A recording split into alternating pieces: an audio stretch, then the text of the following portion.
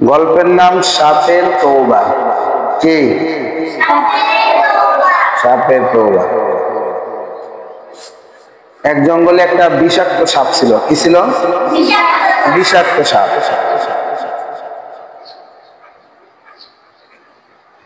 তার জীবনে কতবার দংশন করছে, আর আল্লাহ তাআলা কত মাখলুককে কষ্ট দিয়েছে, সেই চিন্তা করে সে বিচলিত হয়ে পড়ল। এখন সে মনে মনে তওবা করলো, সে কোন একটা হুজুরের কাছে যাবে, সে তওবা করবে। সে হুজুরের কাছ থেকে, পীর সাহেবের কাছ থেকে তওবা করে আর সে দংশন করবে না, কোনো মাখলুককে কি করবে না, কামড়াবে না, সে চিন্তা করলো। তো এক পীরের কাছে গেছে, সে পীরের কাছে গিয়ে মুরিদ হইল। সে কি হয়েছে? মুরিদ হয়েছে এবং তওবা করলো সে আর কখনো কাউকে কামড়াবে না।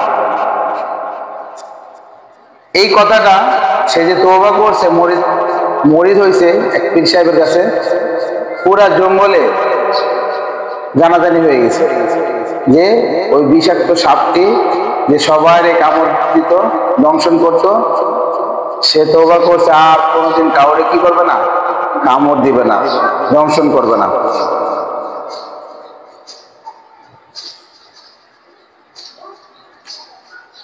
সব জন্তু নিরাপদ হলো, যত পশু পাখি ছিল সবাই কি হয়ে গেছে, নিরাপদ হয়ে গেছে, তারা বাঁচল, তারা ভয় ভীতি থেকে বেঁচে গেছে।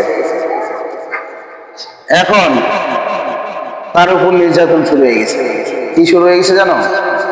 ব্যাঙ আসছে, ব্যাঙ এসে তার পিঠে বসে থাকে, ইঁদুর এসে লেজ কামড়ায়, টানাটানি করে, লেজ আছে না সাপের, লেজ ধরে কামড় দেয়, টানাটানি করে। যে ব্যাঙ ভয় পাইতো তারে, সে ব্যাঙ এখন কি করে, জানে সে এখন দংশন করবে না, কামড়াবে না, এই জন্য সে একটু সুযোগ পেয়ে গেছে। সে কি করতেছে, আর পেটের উপরে এসে বইসা পেশাব করে দিয়ে চলে যায়।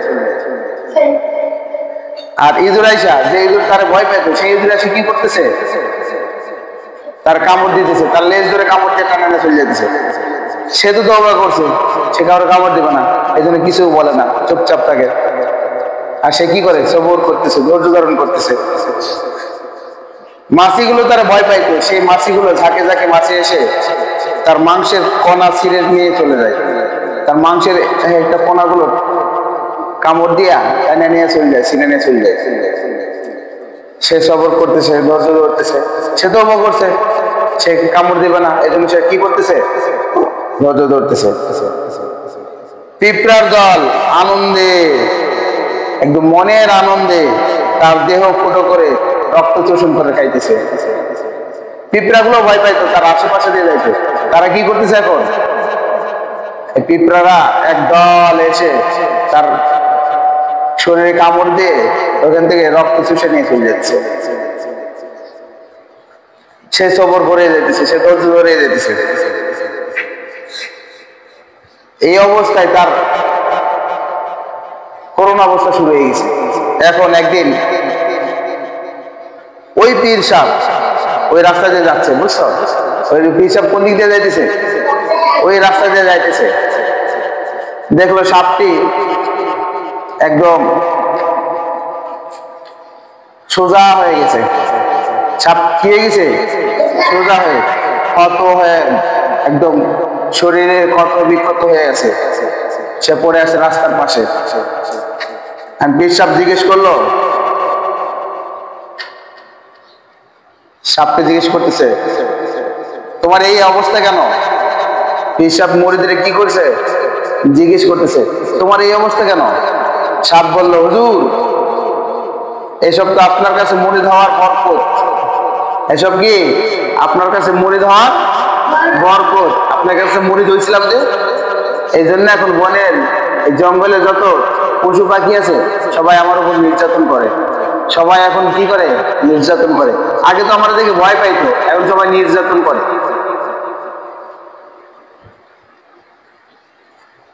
সবাই জানছে আমি তওবা করছি,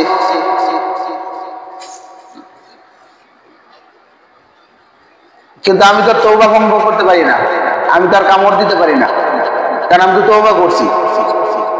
তখন পীর সাহেব বলতেছে, আরে বোকা, তোকে তো আমি কামড়াইতে ভয় নিষেধ করছি, তোমাকে তওবা করছি কি জন্য করাইছি? কামড়াইতে সবল মারতে তওবা করাইছি, কিন্তু ফুস ফুস করতে আমি তোমারে নিষেধ করি নাই। নিজেকে বাঁচানোর জন্য তুমি তো কি করবা? ফুস, সাপে একটা ফুস করে না, ফুস করতে হবে। হ্যাঁ, তুমি তো ফুস করতে তোমার আমি নিষেধ করি নাই, কামড়াইতে নিষেধ করছি, তুমি কামড়াই না, কিন্তু ফুস করতে হবে। নিজেকে বাঁচানোর জন্য কি করতে হবে? ফুস করতে হবে। তো পৃথিবীতে চলার, এই পৃথিবীতে চলার সময়, এই দুনিয়াতে চলতে হলে মানুষকে নির্যাতন করা যাবে না, কিন্তু কি করতে হবে? মাঝে মধ্যে একটু মাথা ছাড়া দিয়ে সোজা দাঁড়াইতে হবে, কেউ যেন তোমার উপর জুলুম না করতে পারে। বুঝছো? কি বুঝলা এই গল্প থেকে?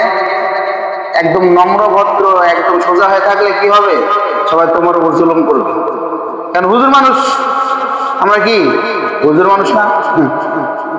আমরা পর্দা করি না, এই জন্য আমাদের উপর মানুষ জুলুম করে বেশি, কিছু বলি না যে। এই জন্য কারোর উপর জুলুম করবা না। কি করবা না? জুলুম করবা না, কিন্তু কি করতে হবে? মাথা ছাড়া দিয়ে থাকতে হবে, সোজা হয়ে থাকতে হবে, কেউ যেন তোমার উপর কি করতে না পারে। আরে বুক সোজা না, সোজা হয়ে থাকতে হবে, কেউ যেন তোমার উপরে জুলুম না করতে পারে। মনে রাখবা, হ্যাঁ?